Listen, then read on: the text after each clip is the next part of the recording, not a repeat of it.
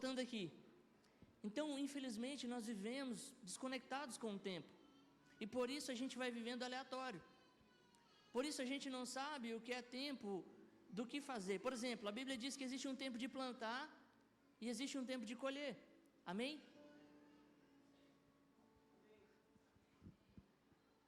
Tempo de plantar e tempo de colher.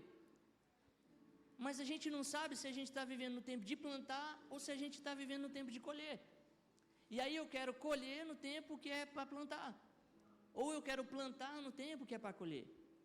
E a falta de discernimento, ou de discernir os tempos, nos impede de viver, de desfrutar de tudo aquilo que o Senhor quer que a gente viva e quer que a gente desfrute. Como vocês estão entendendo, amém? Hoje eu queria falar, irmãos, nessa manhã, algo muito especial, sobre a necessidade de posicionamentos. Como homens e mulheres de Deus, nós precisamos aprender a nos posicionar, para que possamos viver uma vida que glorifica o Senhor. Eu queria repartir nessa manhã que muitas vezes o nosso problema não é você não ser um homem ou uma mulher de Deus. O problema é que mesmo sendo um homem ou uma mulher de Deus, você acaba sendo negligente e não se posicionando em algumas coisas. Amém? Quer um exemplo bem prático? Quem aqui veio receber uma palavra do Senhor, que veio cultuar o Senhor aqui, amém? Amém, gente, só foi uns. Levanta-se a mão, amém, eu vim. Glória a Deus. Mas e por que você chega atrasado? O culto é 9h30. A gente estipula o horário para começar o culto e não o horário para você sair de casa. Como você está entendendo, irmãos? Cara, nós temos um encontro marcado todo domingo com o Senhor e com a comunidade. E você já parou para prestar atenção quanto a gente despreza isso? Não, pastor, eu não desprezo. Se você chega atrasado por irresponsabilidade, você está desprezando. Às vezes era melhor você nem vir, porque você chega e ainda atrapalha quem já chegou. Como você está entendendo, irmãos? Eu duvido que você chegue atrasado no teu trabalho. Talvez você diz, eu chego, pastor. Isso só revela que você é irresponsável e não tem compromisso. Isso não é bonito, isso é feio. Como você está entendendo, irmãos? Amém, gente? Vocês não me ajudam. Eu queria falar sobre o quanto é importante nos posicionarmos na nossa vida. Escute, pequenos posicionamentos vão nos fazer viver coisas grandes no Senhor. Assim como a falta ou a negligência desses pequenos vão nos impedir de viver coisas grandes em Deus. Muitas vezes o que nos falta,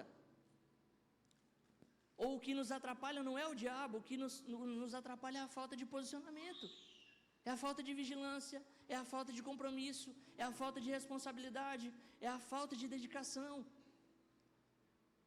Posicionamentos. Como vocês estão entendendo, irmãos? Amém, gente? Infelizmente a gente peca muito, irmãos, por não entender por completo a mensagem da cruz. Nós olhamos para a cruz e olhamos para os privilégios que nós temos a partir dela, mas nós não nos atentamos que também com os privilégios existem responsabilidades, na qual eu e você precisamos assumir, para poder de fato caminhar com o Senhor, a caminhada que nos está proposta. Parece que depois que eu entrego a vida para Jesus, e ao invés de eu me submeter a Ele, viver para Ele, agora eu vivo para mim, do jeito que eu quero, e faço o que eu quero, quando eu quero. Já começa errado quando eu olho para o domingo e vejo como uma possibilidade de eu vir para o culto. Irmãos, só temos culto uma vez por semana, isso não deveria ser uma possibilidade, isso deveria ser uma prioridade.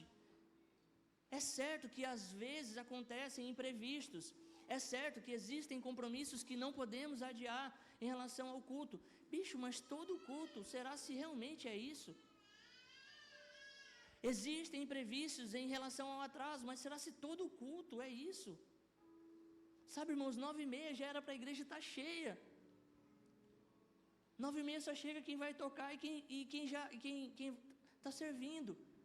E é claro que sempre tem os irmãos, e glória a Deus pela vida daqueles que chegam no horário, amém? Quem chega no horário, levanta a mão aí. Se você estiver mentindo. Como você está entendendo, irmãos? Nós precisamos aprender a valorizar, nos posicionar dentro daquilo que o Senhor nos chamou para viver.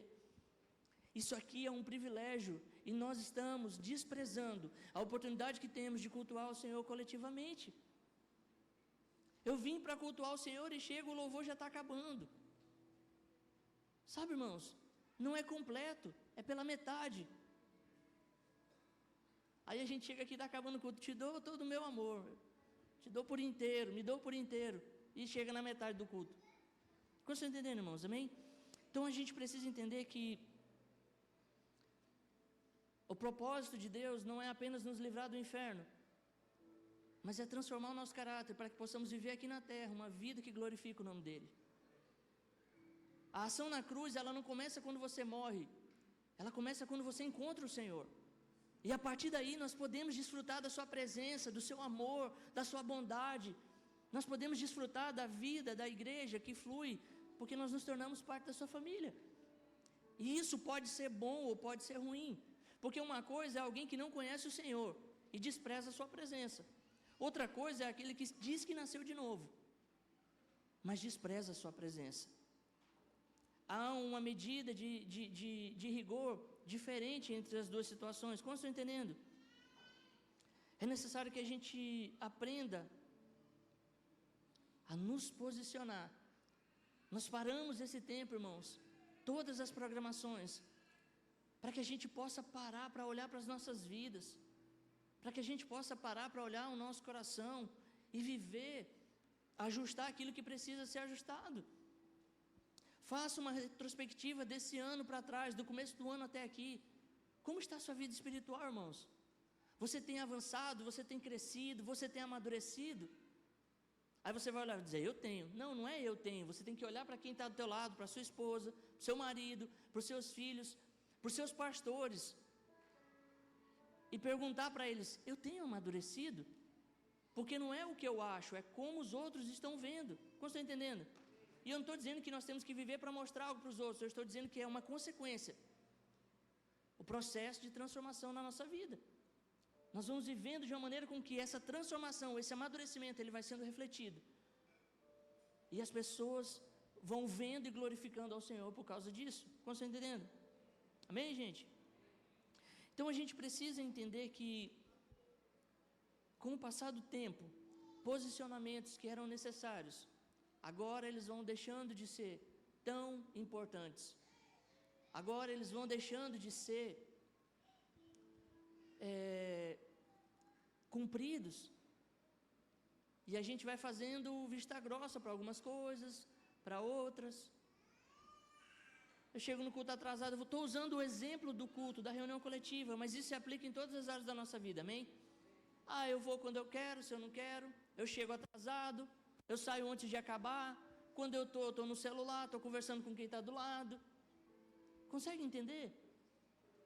A gente não consegue mais se posicionar de uma maneira com que a gente seja específico e focado naquilo que a gente precisa focar. É impressionante, irmãos, que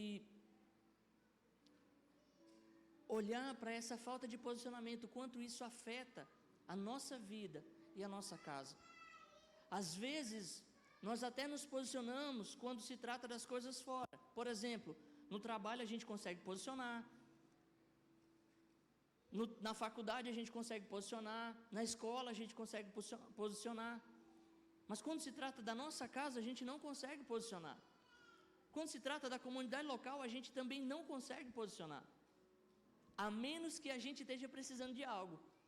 Quer ver o irmão chegar no horário no culto e ele passar por uma aprovação, crise no casamento, uma dificuldade? Meu amigo, o nego chega no horário, é certo. O nego lembra de orar, de buscar. Sim ou não, irmãos? Amém, gente?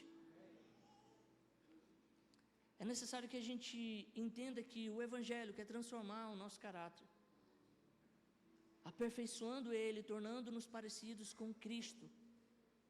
Isso revela uma vida natural ajustada. O problema é que a gente aprendeu que o reino de Deus está preso dentro de 4 paredes. E tudo que eu faço dentro da igreja tem a ver com o reino de Deus. Mas não, irmão, se eu e você nascemos de novo, tudo aquilo que nós estamos inseridos faz parte do reino de Deus. A forma como nós vivemos em casa, a forma como vivemos no trabalho, na escola, na rua, em qualquer lugar, está manifestando o reino de Deus, ou impedindo ele ser manifestado. Como vocês estão entendendo? Amém? A gente vê hoje, irmãos, o tempo que nós estamos vivendo, me escute.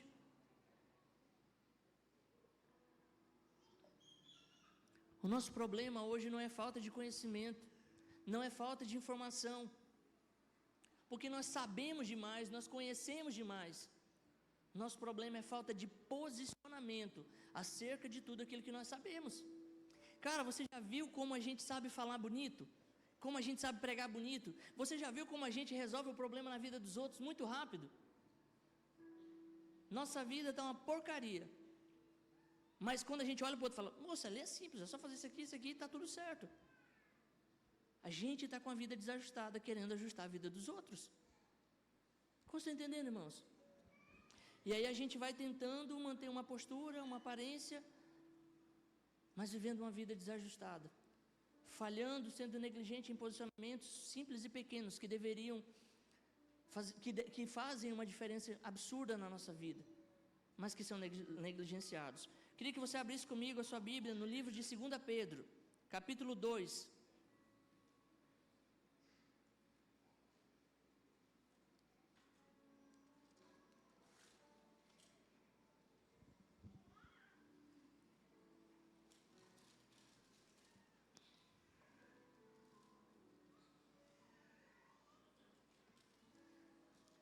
Enquanto você abre aqui, só para a gente lembrar aqui um negócio, falando de falta de posicionamento.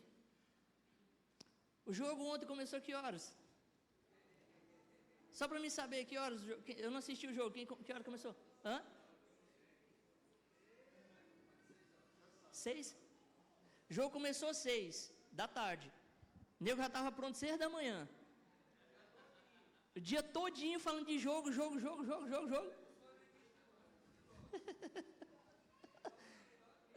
Como você está entendendo?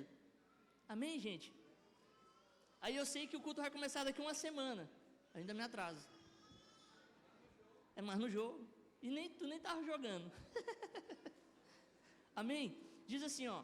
2 Pedro 2, 7 e 8. Diz assim: E livrou o justo Ló, afligido pelo procedimento libertino daqueles insubordinados.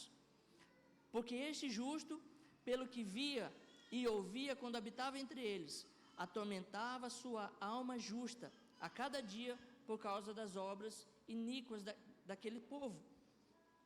Eu vou ler em outra tradução, ele diz assim, ó: se ele livrou Ló, homem justo que era oprimido pela devassidão dos que não tinham princípios morais. Esse justo que vivia entre eles era atormentado na sua alma justa, dia após dia, pelas transgressões que ouvia.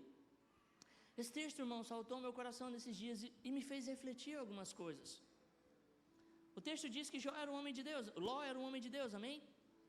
Mas que ele vivia atormentado no meio daquele povo, por causa da depravação ali. O Senhor me fez uma pergunta, me trouxe uma pergunta no meu coração. Ele estava ali porque Deus mandou ele ir ou porque ele quis ir? Como você está entendendo? Muitos dos nossos sofrimentos, irmãos, não são para a glória de Deus. São por consequências das nossas escolhas erradas. O sofrimento, a gente já falou sobre isso, ele faz parte do processo de aperfeiçoamento do nosso caráter. Mas a questão é, aquilo que nós estamos sofrendo faz parte do propósito de Deus sobre a nossa vida ou é consequência das nossas escolhas? Eu queria falar um pouquinho nessa manhã e trazer um panorama sobre a vida de Ló. Eu tenho pensado muito sobre a vida dele, sobre a necessidade do posicionamento e como a negligência acerca deles acaba afetando a nossa vida. Quando a gente olha para as escrituras, irmãos, Ló era um homem que tinha um potencial futuro muito grande. Ló foi criado por quem? Quem sabe dizer? Quem, gente? Por Abraão. Ló é criado como filho pelo pai da fé. Imagine comigo quantas coisas ele não viu Abraão vivendo, desenvolvendo, desfrutando da parte do Senhor ao longo do tempo que ele morou com ele. Ló deveria ter uma fé fundamentada e firme de uma maneira muito especial. Como você está entendendo? Como você está entendendo, irmãos? Amém? O problema é que, com o passar do tempo, o coração dele vai sendo revelado. E aí a gente descobre que muitas vezes o problema não é quem cuida da gente, porque a gente pode ter o melhor pastor do mundo, mas se a gente não quiser ser pastoreado, se a gente não estiver disposto a ser discipulado, não vai resolver. Jesus tinha 12 discípulos, você já ouviu falar sobre isso? E olha como aconteceu, a culpa era de Jesus? Sim ou não? Então quando a gente para pensar sobre isso, irmãos, a gente vê que Ló tinha tudo para se tornar um grande homem de Deus. Ló tinha tudo para viver coisas grandiosas no Senhor. O problema é que a forma como ele vivia, o coração dele não estava na mesma coisa que o coração de Abraão. A gente vai ver lá na frente, em Gênesis 19, 29, que Deus não salvou Ló por causa de Ló.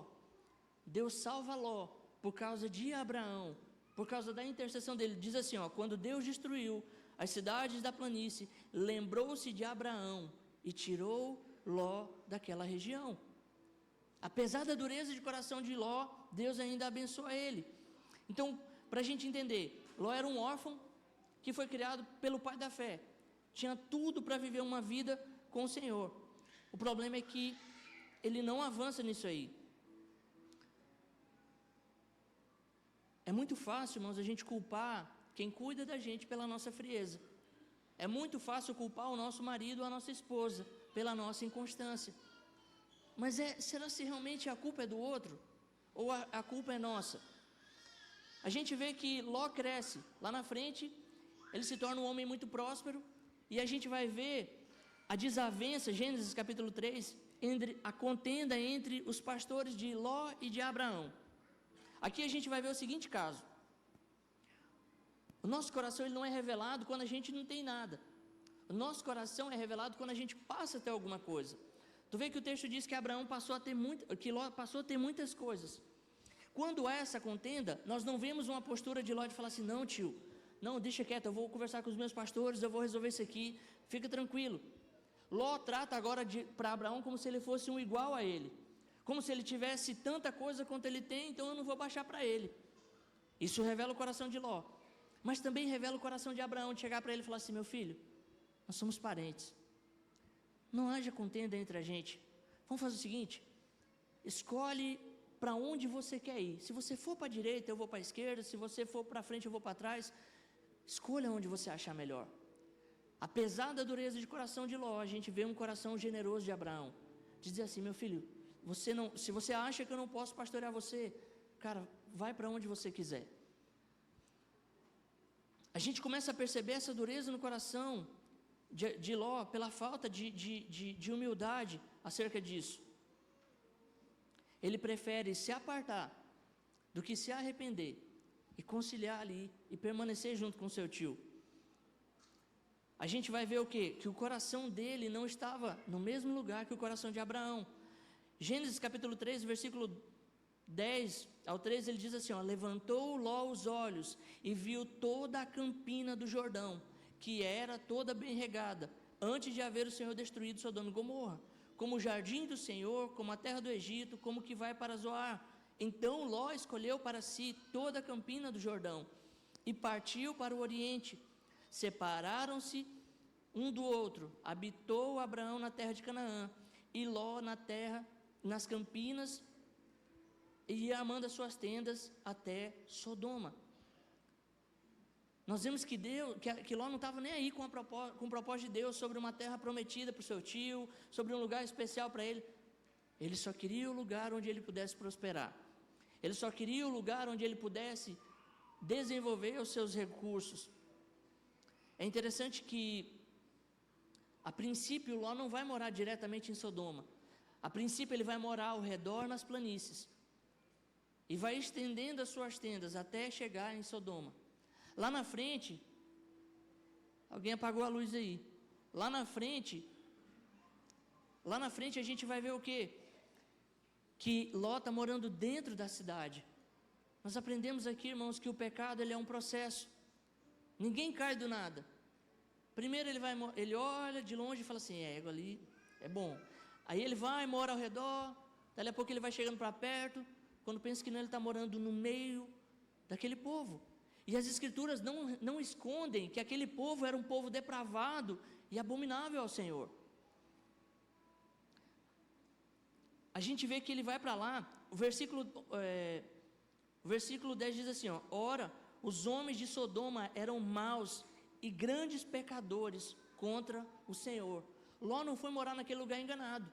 Isso só revela que Ló não estava preocupado com o Senhor. Eu não estou nem aí para quem ofende ou para quem é abominável a ele.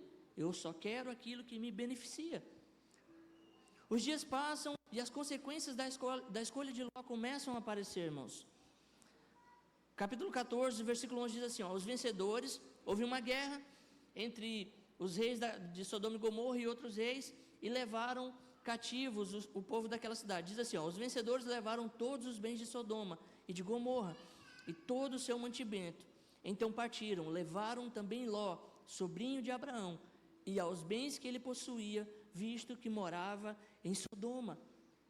Por causa de estar morando nesse lugar, Ló agora é levado preso e cativo, com tudo aquilo que ele tinha. Sabe, irmãos, as consequências do pecado, elas começam a aparecer nas nossas vidas. E aí o que acontece? Abraão fica sabendo o que aconteceu. Mais uma vez Abraão faz o quê? Revela o coração dele de novo. Diz o seguinte, mesmo depois disso,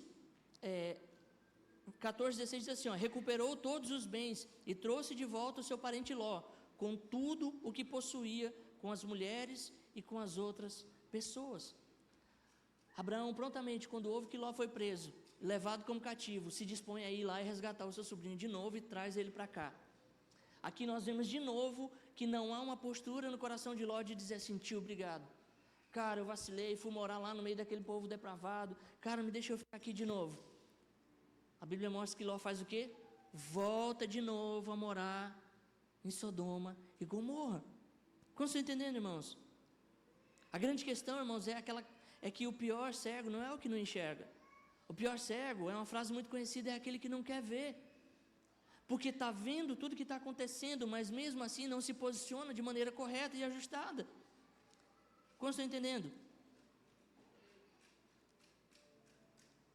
Capítulo 18, versículo 20, o Senhor então lhe disse, as acusações de Sodoma e Gomorra são tantas, e o seu pecado é tão grave, que descerei para ver se o que eles têm feito corresponde às acusações que chegam até mim, senão eu saberei. O nível, a realidade dessa cidade, irmãos, era terrível ao ponto do próprio Deus descer para ver o que estava acontecendo ali. É como se fosse inacreditável aquilo que estava acontecendo. Como você está entendendo? Quando Deus vem para destruir Sodoma e Gomorra e vai conversar com Abraão, mais uma vez Abraão revela o coração dele de novo.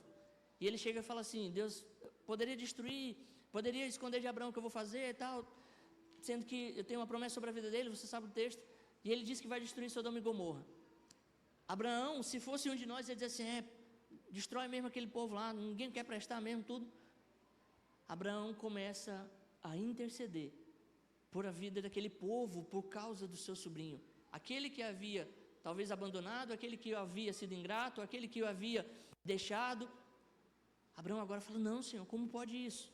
E ele começa um tempo de intercessão, você conhece o texto? Gênesis capítulo 18, versículo 23, e ele vai dizer assim, Abraão aproximou-se dele e disse, exterminarás o justo com o ímpio? Talvez haja 50 justos na cidade. Ainda assim exterminarás e não pouparás o lugar por causa dos 50 justos que ali estão? Longe de ti fazer tal coisa, matar o justo com o ímpio, tratando o justo com o ímpio na mesma maneira, longe de ti. Não agirá com justiça o juiz de toda a terra? O Senhor respondeu, se eu encontrar 50 justos em Sodoma, pouparei a cidade toda por causa deles. Abraão tornou a falar, eu já me atrevi a falar, Senhor, e que não passo de pó e cinza. Caso, porém, falte apenas 5, aqui já lá na frente,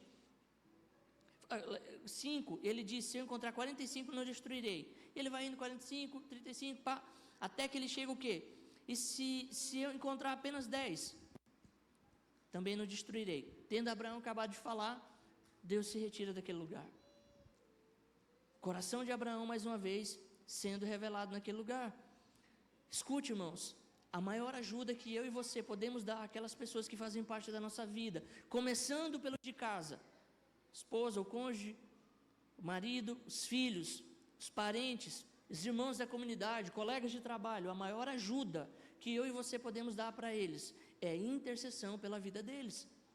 O problema é que a gente quer mudar a vida de alguém com conselho, sem uma ação do Espírito. É como se eu quisesse que o outro mudasse na força do meu braço, da minha sabedoria, e não pelo poder do Espírito. Escute, não dê um conselho para alguém, sem que você já tenha orado pela vida dele. Como você está entendendo? Amém? Não, mas o meu conselho, o conselho é seu, se o outro não te pediu, não dê. Como você está entendendo? Amém, gente? Então a gente precisa aprender a orar pela vida das pessoas que fazem parte da nossa vida. A gente peca com falta de sabedoria de falar para o irmão, querendo obrigar ele a mudar. Aí o irmão não muda. Aí o que a gente faz? A gente para, não, a gente agora vai falar dele para o outro que não quer mudar não, já larguei de mão. A gente só vai revelando o nosso coração. Como você está entendendo, irmãos? Amém, gente? Então Abraão intercede por ele de novo. Quando os anjos chegam na cidade, avançando aqui, para a gente ganhar tempo, Gênesis 19, os 2 anjos chegaram na cidade de Sodoma ao anoitecer. Ló estava sentado na porta da cidade. Quando os avistou, levantou-se de longe e foi recebê-los, prostrou-se com o rosto em terra. Ló, nós percebemos aqui que Ló conseguiu o que ele queria. Essa ideia dele estar na porta da cidade significa que agora ele se tornou alguém de autoridade dentro daquela cidade. Ló chegou ali naquele lugar e conquistou um espaço, agora ele é visto, agora ele é reconhecido dentro daquele lugar. Agora a questão é quanto custou para ele poder chegar nesse lugar, para ele ter o reconhecimento dos homens daquela cidade. Como estão entendendo? O texto continua e Ló chega para eles e diz assim: meus senhores, por favor, acompanhem-me à casa do meu servo, à casa do seu servo, lá poderão lavar os pés, passar a noite e amanhã seguir o caminho. E eles responderam: não, passaremos a noite na praça. Ló, porém, insistiu tanto que eles o acompanharam, entraram na casa dele. Então preparou-lhes um grande banquete, assou pão sem fermento e eles comeram. Nós vemos aqui aparentemente, irmãos, um homem muito bom, influente, um homem hospitaleiro. Cara, que homem top. Amém? Amém, gente? O texto continua: ainda não tinham ido deitar-se, quando todos os homens de toda a parte da cidade, todos, da cidade de Sodoma, dos mais jovens aos mais velhos, cercaram a casa. Chamaram Ló e disseram: onde estão os homens que vieram à sua casa esta noite? Traga-os até aqui fora, para que tenhamos relações sexuais com eles. Ló saiu de casa, fechou a porta atrás de si e lhes disse: por favor, meus irmãos, não façam esse mal. Olhem, tenho 2 filhas que ainda são virgens. Vou trazê-las para que vocês façam com elas o que for bom aos seus olhos. Mas não façam nada a estes homens, porque se acham debaixo do meu teto. Quando a gente lê esse texto rápido, irmãos, a gente vai olhar e vai dizer assim: meu Deus, como esse homem era espiritual. Meu Deus, protegendo os anjos de Deus. Você já pensou assim lendo esse texto? Não. Não é possível que foi só eu que olhei dessa forma quando eu vi a primeira vez. Só que agora escute. Imagine as filhas dele ouvindo essa conversa. Imagine, porque muitos de nós olhamos para a mulher de Ló e a gente critica ela porque ela olhou para trás e virou. Imagine a instabilidade e a segurança que essa mulher tinha no seu marido. Como estão entendendo, irmãos? Ló significa cobertura. Aquele que tinha a função de proteger, de cuidar e de guardar a sua família. Ele sacrifica isso em prol de uma falsa piedade, uma falsa espiritualidade diante dos outros daquela cidade. Vocês conseguem entender isso, irmãos? Como estão entendendo? Isso nos faz olhar, irmãos, quanto eu e você estamos sacrificando dentro de casa, para que as pessoas lá fora nos vejam como homens e mulheres espirituais. Quanto eu e você estamos abrindo mão daquilo que o Senhor colocou nas nossas mãos, para que possamos ser vistos como pessoas influentes ou bem vistas na sociedade. Você está aqui comigo, amém? Quanto tem custado para você fingir uma espiritualidade que não existe? O que você tem sacrificado por uma boa reputação diante de pessoas que não representam nada para o Senhor? Sua família, seu casamento, seus filhos? Como estão entendendo, irmãos? Escute, você que é marido, você que é homem, não adianta esperar ou cobrar um posicionamento ou constância espiritual da sua mulher, se você mesmo está desalinhado com a palavra de Deus. A falta de posicionamento como homens dentro das nossas casas tem atrapalhado o propósito de Deus sobre a nossa família, tem impedido de edificarmos uma família de acordo com as Escrituras. Como estão entendendo? Trazer os teus filhos para a igreja atrasado no culto não vai fazer com que a sua casa se torne uma casa edificada no altar do Senhor. A gente mal vem para a igreja, quando vem atrasado e acha que isso é suficiente. Você que é homem, levanta a mão assim, ó. Quem não levantar não é homem. Eu e você precisamos nos posicionar como homens de Deus dentro da nossa casa. Nós somos o responsável, diga, eu sou o responsável em manter um altar dentro da minha casa.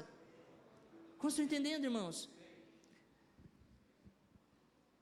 Obviamente isso não é desculpa para que as esposas se acomodem e coloquem a culpa nos seus maridos. Porque agora toda desgraça a mulher joga na conta de quem? Hã? Diga assim, você que é mulher, levanta a mão. Eu preciso ajudar o meu marido a manter um altar dentro da minha casa. Como você está entendendo? Ajudar, não atrapalhar. Eu falei ajudar. Como você está entendendo? Porque sempre que um pastor fala assim, né?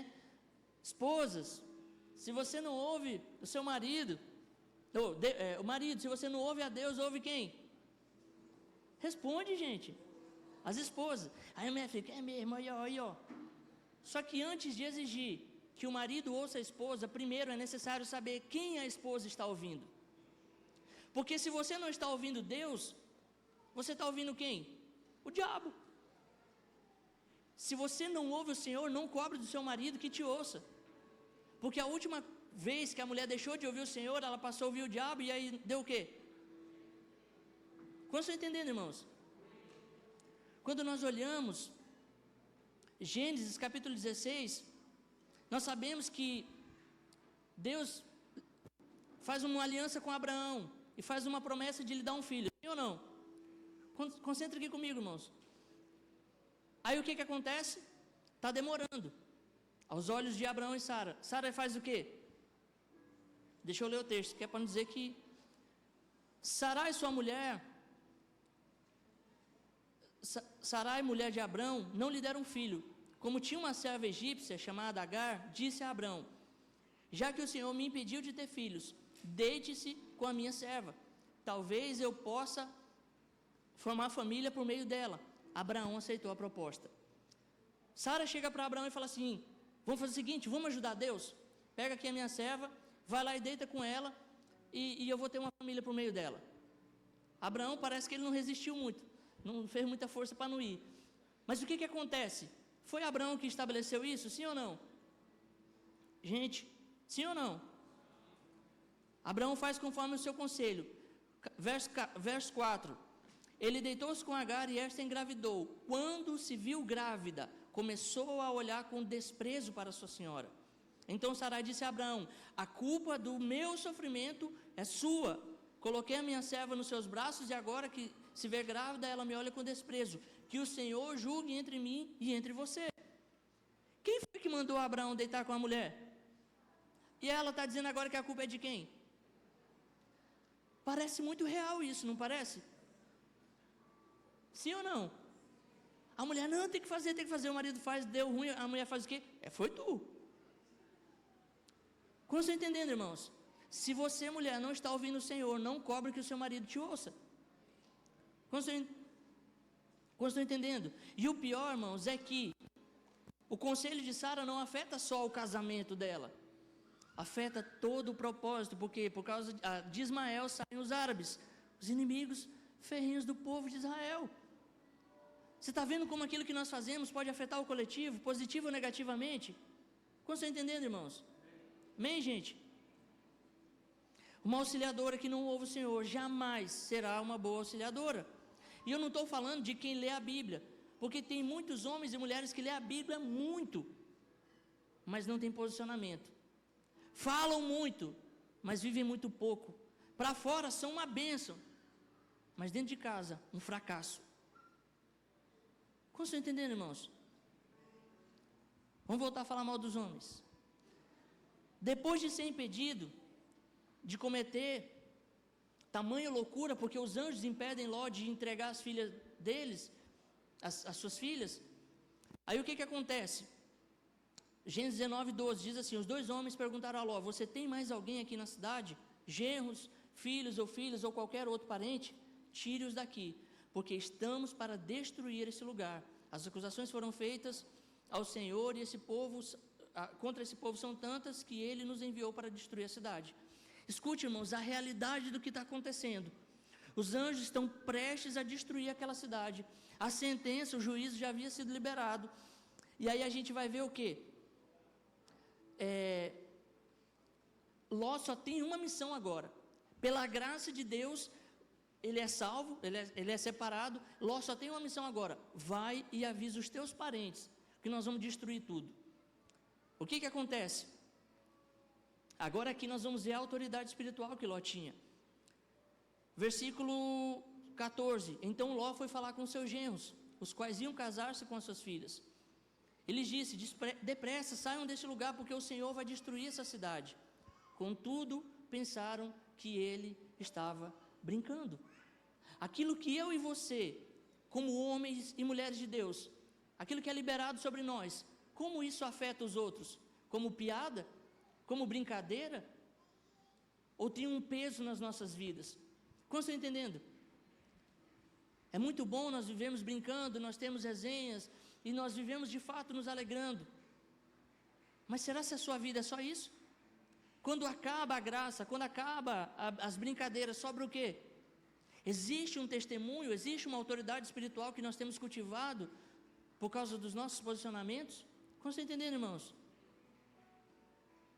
Quanta diferença com a história de Noé. Noé passa quase 100 anos construindo uma arca. A família dele tinha todo motivo para lá e dizer assim: bicho, esse cara é doido, ele está fazendo o quê? Isso não existe. Durante 100 anos, construindo a arca, quando ela fica pronta, você não vê Noé fazendo força para a família, para os filhos, para a esposa e para as noras entrarem dentro daquela arca. Porque eles acreditavam naquilo que ele estava vivendo, porque eles sabiam quem estava construindo aquela arca. Como estão entendendo? Por que a mulher de Ló tem medo de seguir com ele? Porque ela olha para trás e sabe quem ele é. A insegurança, a falta de proteção, a instabilidade. Como estão entendendo? Noé vivia num contexto muito semelhante a Ló, irmãos, um contexto de juízo. E não era sobre uma cidade, era sobre tudo. E aí o que acontece? Gênesis 6:5 diz o seguinte, ó: o Senhor viu quão grande a maldade do ser humano na terra, e que toda a inclinação dos pensamentos do seu coração era para o mal o tempo todo.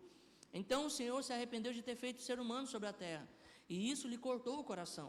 O Senhor disse: eliminarei da face da terra o ser humano que criei, e com ele os animais de rebanho, os animais rastejantes e as aves do céu, pois me arrependo de havê-los feito. A realidade é a mesma, um povo depravado, a sentença é a mesma, um juízo. Só que diferente de Ló, Noé vivia uma vida posicionada no Senhor. Noé não estava ali porque ele escolheu por causa dos seus desejos. Noé estava ali porque Deus o havia plantado naquele lugar. Não adianta você dizer assim: ah, minha faculdade está me desviando. Meu amigo, se você nasceu de novo, a sua função não é se desviar lá dentro, é pregar o evangelho e se tornar luz naquele lugar. Como vocês estão entendendo, irmãos? A vida de Noé era diferente. Gênesis 6, 8 e 9. Noé, porém, encontrou favor aos olhos do Senhor. Escute, ele não encontra favor aos olhos do Senhor por causa da intercessão de alguém, mas por causa de uma vida fundamentada no relacionamento, devoção que ele tinha com o Senhor, porque ele havia sido encontrado por ele. Como estão entendendo?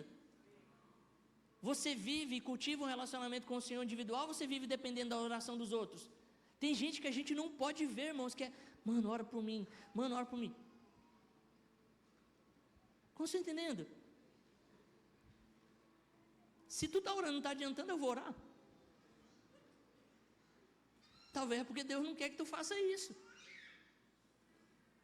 Enfim. Noé encontrou favor aos olhos do Senhor. Esse é o registro dos descendentes de Noé. Escute, Noé era um homem justo e íntegro entre as pessoas da sua geração. Ele andava com Deus. Ele era um homem justo, fala sobre aquilo que ele fazia, a integridade, fala sobre quem ele era. E ele não era justo dentro da sua casa, ele não era justo dentro da sua igreja, ele não era justo em sua geração. Ele está nivelando tudo. Como estão entendendo? Tudo isso, fruto de com quem ele andava. Ele andava com o Senhor. Como estão entendendo? Noé não vivia, irmãos, pela necessidade. Noé vivia pelo propósito. E quem vive pelo propósito, vive posicionado na palavra de Deus, vivendo para a glória de Deus, e nada pode distrair. Como estão entendendo, irmãos?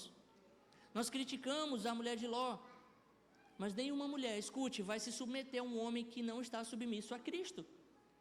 Nenhuma mulher de Deus vai se submeter a alguém que não sabe para onde está indo. Um dia ele é crente, no outro dia ele está desviado, um dia ele chega no horário, no outro dia ele nem vai para a igreja. Como estão entendendo? A falta de posicionamento. Nossa casa, irmãos, é o ponto de partida de tudo que nós fazemos no reino de Deus. A gente aprendeu errado por muitos anos que o reino de Deus está aqui dentro, ó, é dentro das 4 paredes. Então só é para o reino de Deus, aqui as coisas que eu faço aqui dentro. Quando eu estou em casa, nada glorifica a Deus. Aí eu posso ser brabo, ser briguento, ser indiferente, preguiçoso. Quer ver um exemplo? Qualquer irmão da igreja que pedir uma carona para você, fala assim, me dá uma carona? Não, te levo. É onde? Lá na Bacabeira. Não, te levo. Aí a mulher chega e fala assim, amor, eu queria ir, não. Pô, de novo, só quer saber se sair para a rua. O outro de fora pode atrasar, pode demorar. Quando é de dentro de casa, só atrasa, só me atrapalha. Como você está entendendo? Você consegue perceber como para os de fora a gente é bom e para os de dentro não? Amém, gente?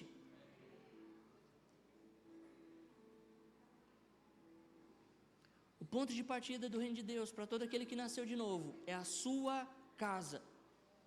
Nós vemos isso muito claro com a história do demoniado gadareno. Imagina, Jesus liberta aquele cara, era um cara muito conhecido, e vê toda aquela situação, quando o povo chega, pedem para Jesus sair, Jesus está saindo, aquele cara vem no barco. Eles encontram aquele cara ajustado, sentado aos pés do Senhor, e aí ele vai para ir embora com Jesus. Jesus olha para ele e imagine como seria ter aquele cara na equipe apostólica de Jesus. Todo mundo havia ou tinha ouvido falar dele. Jesus fala assim, não, amigo, mais importante do que você estar aqui, é você voltar para a tua casa, é você contar para os seus, é você mostrar para eles o que Deus fez na tua vida. E a partir daí, você vai ver que que a gente vai ter autoridade para desenvolver isso. O texto vai dizer que ele volta e começa a pregar o evangelho na região de Decápolis.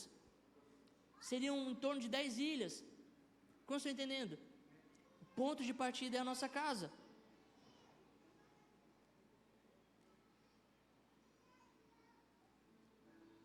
O foco de um verdadeiro homem de Deus é viver posicionado no Senhor, para a glória do nome do Senhor. O que passa disso é carnal e pecaminoso, não tem a ver com o Senhor.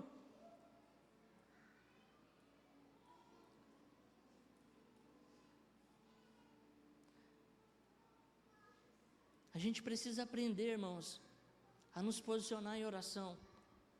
Como eu falei, tentando ajudar Deus, é impressionante como a falta de posicionamento tem destruído tantos casamentos, tem destruído famílias, tem destruído tantas coisas, irmãos.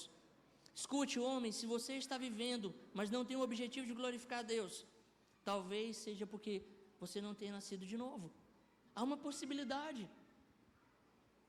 E precisa se arrepender e se posicionar da maneira correta. Mulher, Talvez o seu marido ainda não esteja posicionado, mas de que forma você tem se posicionado? Ajudando ou atrapalhando ele a se tornar quem ele deve se tornar no Senhor? Escute, mulher, você tem gastado mais tempo orando ou criticando o seu marido? Encorajando ou desanimando ele? Jó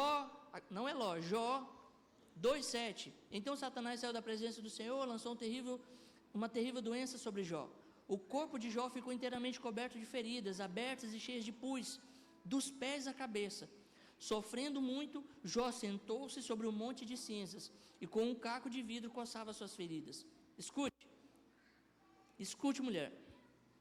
Então a esposa de Jó, revoltada, exclamou: você ainda continua sendo íntegro?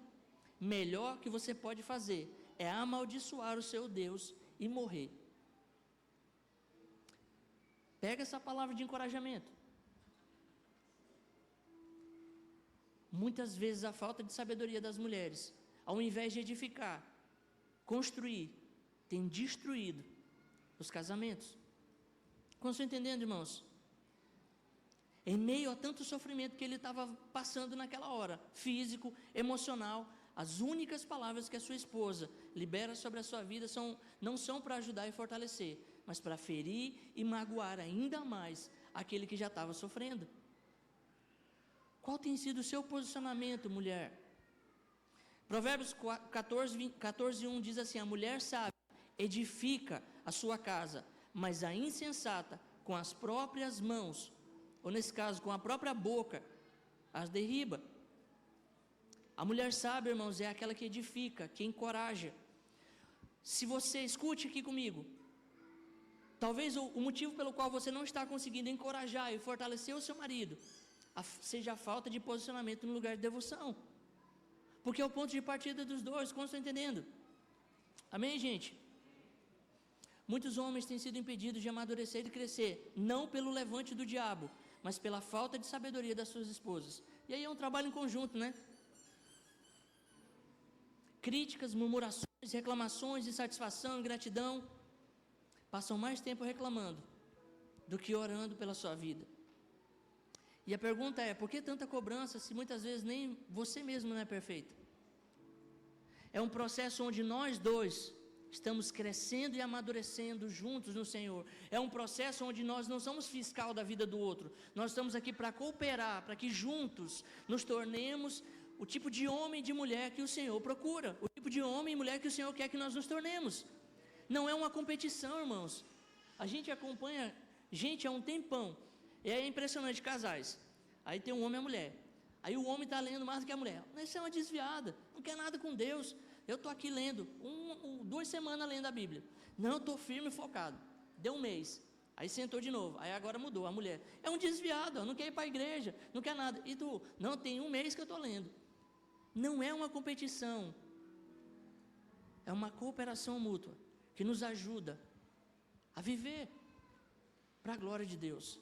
O nosso companheiro, o nosso cônjuge não é o nosso inimigo, é o nosso companheiro de jornada, que vai nos ajudar a nos tornar o tipo de homem e de mulher que nós precisamos nos tornar. Como estão entendendo? Você que é homem, não pense que você é coitadinho, porque tem muito homem que é pior do que a mulher, que não encoraja, que não valoriza, que não reconhece, que não cuida. Como estão entendendo? Amém? 1 Pedro 3-4 diz assim: a beleza de vocês não deve estar nos enfeites exteriores, como cabelos trançados e joias de ouro, roupas finas. Ao contrário, que ela seja algo interior, imperecível, demonstrado em um espírito dócil e tranquilo, o que é de grande valor para Deus. Como seria diferente, irmãos, se cada um de nós se dedicasse a orar, a interceder e a cuidar um do outro, ao invés de criticar, desanimar e desencorajar um ao outro. Sabe, irmãos,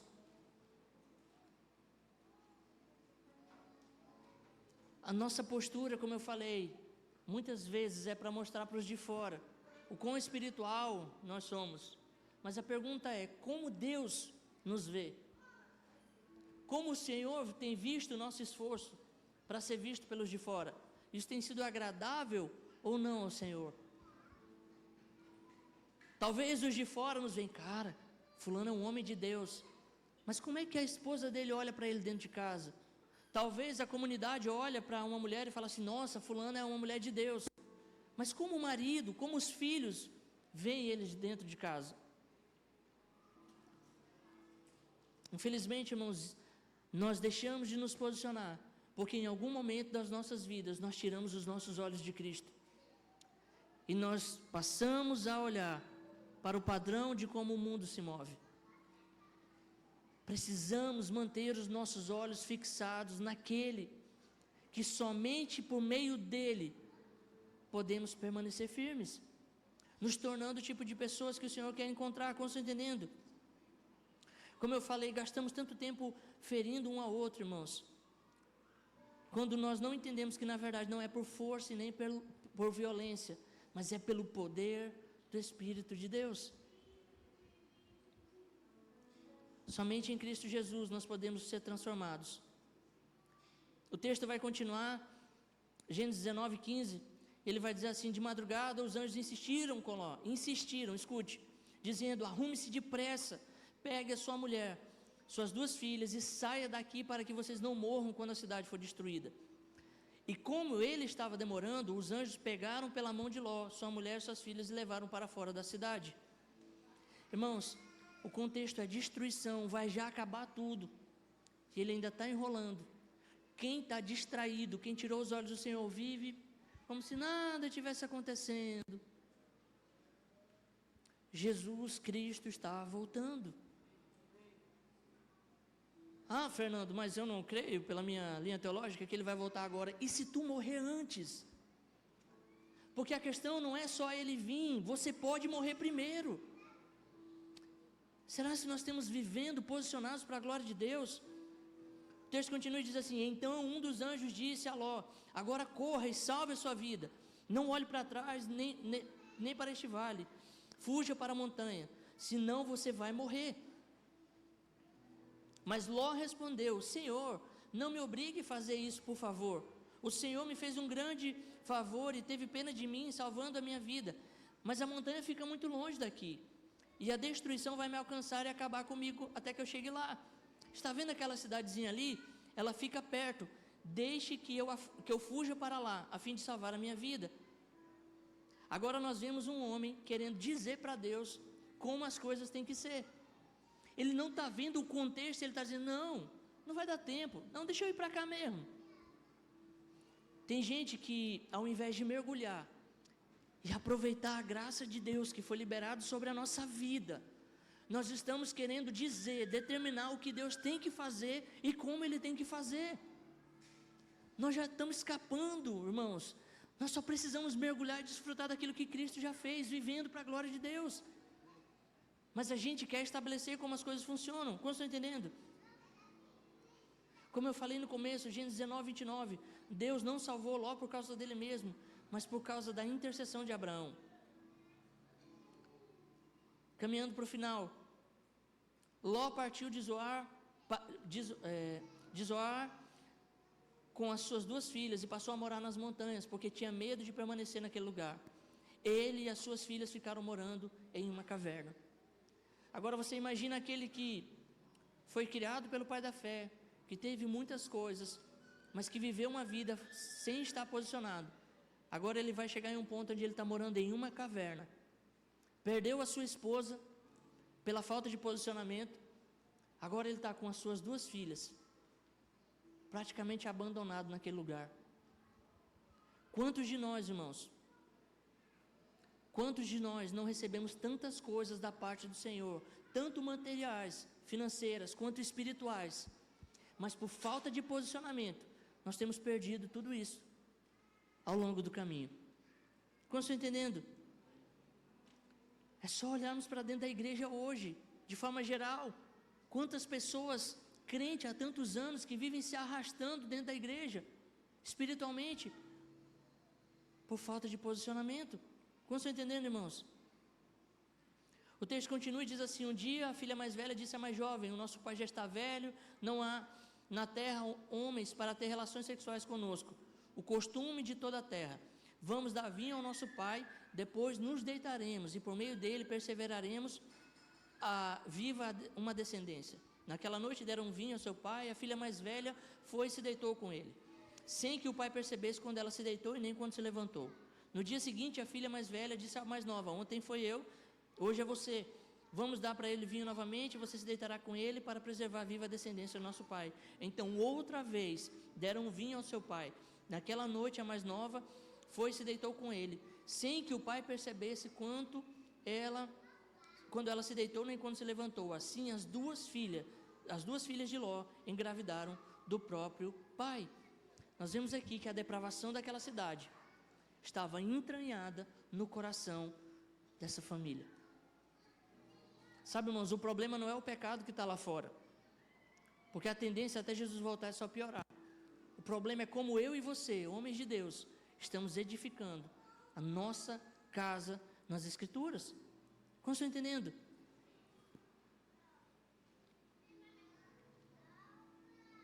Nós queremos preparar um lugar para o Senhor, mas esse lugar não é aqui na igreja. O lugar que começamos a preparar para o Senhor é dentro das nossas casas. É onde eu e você moramos. É onde o Espírito de Deus habita, por causa das nossas vidas. Como estão entendendo? Noé vivia no mesmo tempo, sobre o mesmo tempo de condenação e de juízo. Mas a diferença não era o que tinha fora, era o que tinha dentro do seu coração. Posicionamentos são necessários, são evidências de todo homem e de toda mulher de Deus. Esse vergonhoso ato de incesto leva ao nascimento de duas crianças, cujos descendentes mais tarde trariam grandes problemas para Israel, que seriam os moabitas, filhos de Moabe, e os amonitas, filhos de Benjamim. A forma como nós vivemos, escute, e agora eu vou encerrar. A forma como nós vivemos a nossa vida natural pode cooperar ou atrapalhar com aquilo que o Senhor está fazendo. Como estão entendendo, irmãos? Precisamos valorizar e desfrutar do privilégio que o Senhor nos propôs na cruz do Calvário quando entregou o Filho dele. Foi liberado graça sobre a minha vida e a sua vida, mas a questão é como nós estamos vivendo, como nós estamos valorizando e desfrutando disso. Como homens e mulheres sóbrios que estão posicionados, vivendo para a glória do Senhor enquanto esperamos a volta dele, ou vivendo aleatórios, distraídos, como se, de fato, como se Jesus nunca mais fosse voltar. Eu penso que é um tempo de avaliarmos as nossas vidas. Como Wesley falou no começo, nós estamos parando tudo para que cada um olhe para o seu coração, para que cada um passe a avaliar, examinar o seu coração, para entender sobre onde é que nós estamos falhando. Queria que você ficasse de pé. Queria que você ficasse de pé, não que fosse beber água, amém? Queria que a gente pudesse orar.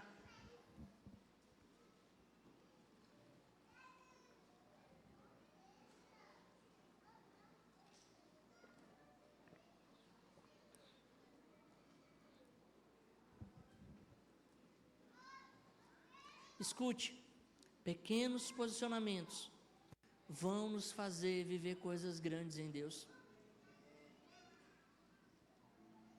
O contrário também é verdade. A falta deles vai nos impedir de viver coisas grandes no Senhor. Nós precisamos, irmãos, aprender a nos posicionar. Eu queria que você fechasse os seus olhos, eu queria que você colocasse o seu coração diante do Senhor. Como homem e mulher de Deus, você tem vivido posicionado nas Escrituras?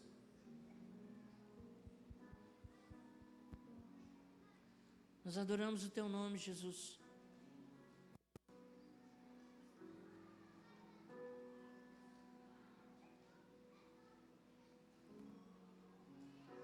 Quando nós olhamos para a carta, a igreja de Éfeso, Jesus falando para aquela igreja, ele diz assim: eu sei as tuas obras, o teu trabalho, a tua paciência, e que não podes suportar os maus. E os puseste à prova os que dizem a ser apóstolos e não são, e tu os achaste mentirosos. Sofreste e tens paciência, trabalhaste pelo meu nome e não te cansaste. Tens, porém, isto, que abandonaste o primeiro amor. Sabe, o abandono do primeiro amor, ele nos impede de continuar nos posicionando nas coisas pequenas. Você quer um exemplo? Enquanto namoramos, tudo é um presentinho, tudo é uma lembrancinha, tudo é um elogio. Quando você casa, parece que isso já não faz mais sentido. Como você está entendendo? E isso reflete ou revela o nosso relacionamento com o Senhor. Quando nos convertemos, encontramos o Senhor, tudo é para Ele, tudo é Ele, tudo é... Com o passar do tempo, nosso coração endurece. E o nosso coração já não é mais o mesmo. Eu penso que nós precisamos nos arrepender e nos posicionar, a fim de que possamos voltar a viver aquilo que nós vivemos no Senhor. Muitos de nós, irmãos, já vivemos coisas no Senhor, mas hoje não vivemos mais. E a culpa não é do diabo. Como estão entendendo, amém? Feche seus olhos.